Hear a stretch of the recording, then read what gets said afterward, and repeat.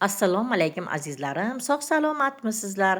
Sizlar bilan g'oyibona ko'rishib turganimdan juda ham xursandman. Azizlarim, mana bugun sizlar bilan birgalikda juda ham mazali bo'lgan bahoriy salat. Mening o'zim bu salatga nom qo'ydim, bahoriy salat. Juda ham mazali bo'ladi. Keling azizlarim, shu salatni tayyorlaylik. Har doim men dasturxonga mana shunaqa salat tayyorlayman. Mana ko'rib turganlaringizdek, uncha katta bo'lmagan karam, o'rtacha karam. Mana karamni demak qismlarga bo'lib olaman. Mana ko'rib turganlaringizdek, o'zak qismlarini olib tashlayman. Karamlarni mana shunday holatda to'g'rab olaman. Ana endi bir idishimizga karamlarni soldim. Ana endi azizlarim, karamning ustiga kichkina qoshiqchada bir qoshiqdan sal ziyod kichkina qoshiqda tuz solib mana shunday g'ijimlab olamiz. Chunki karamning suvi chiqishi kerak, karam o'lishi kerak. Ana endi azizlarim, mana 4 ta bodring, 2 ta pomidor, zelinlar, piyozlar, chesnoklar ham solamiz. Mana bodringimizni parrak-parrak qilib to'g'rab olyapmiz. Uni ham karamning ustiga soldik. Ana endi azizlarim, pomidorlarni ham mana shunday holatda to'g'rab olamiz. Ko'rib turganlaringizdek.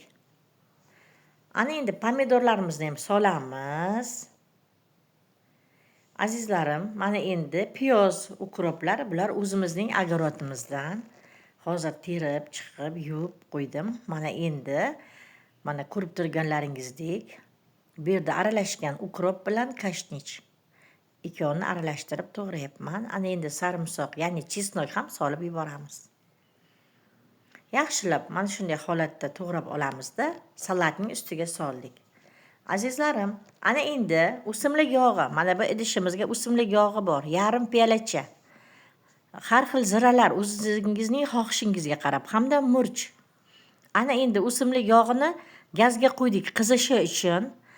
Shu orada mana bu sabzi salatni ham ozroqgina sabzi salat ham solyapmiz. Mana ko'rib turganlaringizdek, mana bu yog'imiz, ziravorli yog'imiz qizib turibdi. Salatning ustiga solib yuboramiz. Mana ko'rib turganlaringizdek. Ana endi yaxshilab aralashtiramiz. Albatta tayyorlab ko'ring azizlarim, bu sizlarga juda ham yoqadi. Chunki tuz ko'p solmayman, chunki karamni tuzlaganimizda o'sha tuzning o'zi yetadi azizlarim. Bu sizning tabingizga qarab, sho'rroq yesangiz o'zingiz sal yana solishingiz mumkin. Mana ko'rib turganlaringizdek idishlarimizga solyapmiz. Dasturxonga tortyapmiz. Azizlarim, albatta tayyorlab ko'ring. Keyingi videoroliklarga ko'rishguncha